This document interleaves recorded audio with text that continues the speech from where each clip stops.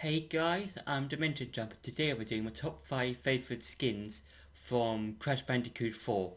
Now, with Crash 4, it's a very cool game and very unique game because it brings a lot of elements from a lot of the previous games, like the gems, some mask collecting, and um, a lot of traditional Crash Bandicoot stuff. And and in this game, you can collect various skins for Crash or Coco, depending on who you're playing as, and and throughout the game, you can find them. You can find one for each level, and you can either collect them by collecting specific gems or fighting a particular boss. And in today's video, I'll be going over some of my favorites. So for number 5 is Bare Bones. Now this particular skin is basically it's kind of like whenever you get an electrical shock in the game, or when you see in a cartoon, um, when you see like the character's skeleton, and that's basically but the Bare Bones skin. You can basically see both Crash and Coco's skeletons, and I think this is one of those more funnier um, skins because it's their skeleton and it feels weird to look at, especially in cutscenes because it is basically an outline of either Crash or Coco's main body and it's their skeleton, and yeah, I think it's really cool. It's really one of those really cool things you don't really see in games when you kind of look at changing a particular character's outfit or something.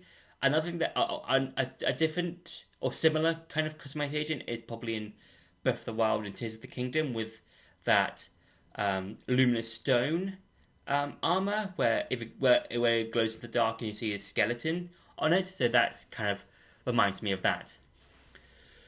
For number 4 is the Route the Ringer.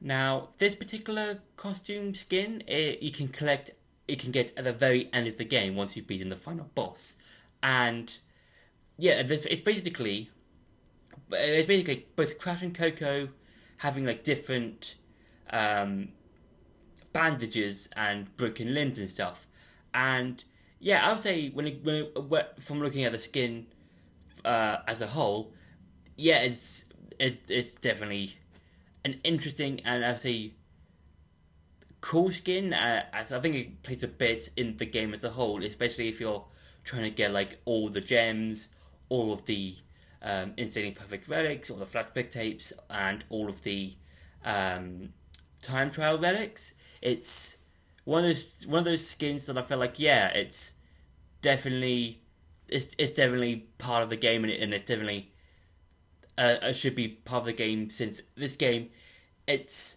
probably harder than the other games, like let's say the original Crash games and even the remastered trilogy. It's a lot harder than that, I would say, in some elements of the game because of how much you have to do. And this skin is really, I think it's really interesting to see. Like you can see all the bruises, all of like the bandages on Crash or Coco, all their broken limbs, like a broken arm and stuff like that. So yeah, I'd say it's an interesting one and it's very fitting for the game. For number 3 is the classic. Now this one is basically what Crash and Coco looked like back when the first three games were on the original PlayStation, and yeah, I think it's really cool, and it's like I think it's a nice interaction with the rest of the game when it comes to like the level designs, the cutscenes, that kind of thing, and yeah, I do like the whole 8-bit or no, like the 3D um uh like graphics on it, like because this is like a reference to the original games, and again, it's like with Bare Bones, it's one of those skins that looks really cool and interesting when you compare it to the rest of the game because the rest of the game is colorful and it's all full of life. With the classic, yes, there's some life and color to it, but it's like that of the original games where back in the day when those games had released, no one had seen something like that before, and yeah, I think it's really cool and interesting.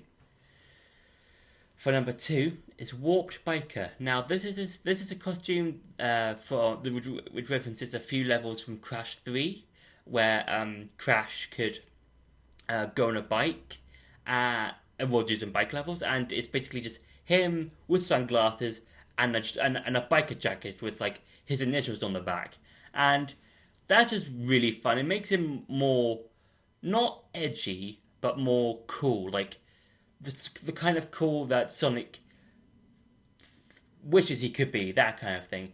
And yeah, I think with the whole suit, it suits him well, and it's just a really fun and interesting and weird costume in there. Like it's one of those costumes that it feels like it feels like it should be there, but like it's kind of like the best way I can describe it is like it's like Steve from in Smash Bros. Like he should be in there. He's definitely earns a place, but it feels like a mod.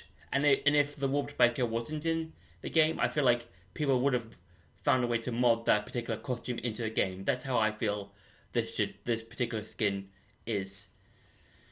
And for number 1, it's Floater. Now this particular one is basically both Crash and Coco as balloons, as balloon animals, and that's it's so weird because all the other ones are like you've got that's a dinosaur, another one that's sort of like a engine design, another one that's the classic. But with the floater one, it's just Crash and Coco as balloons, and also it probably has a very unique death in the sense that if you get popped by a sharp object, you'll just float about all over the screen, and that's interesting because and really fascinating because you don't really see that with the other skins. It's just like, oh, you just get hit, you lose a life. But with this particular one, even like if you get hit, you'll like with all other balloons, you just lose all the air and you just go all over the place. And yeah, that's really cool. And I kind of wish more skins would do something like that. So like have their own unique deaths and stuff like that. And maybe if there's another Crash game in the future, maybe they'll bring unique death animations to more of the skins and stuff like that. So those being my top 5 favourite skins from Crash Bandicoot 4. I hope you enjoyed this video. Don't forget to like, share and subscribe, and I'll see you in the next video.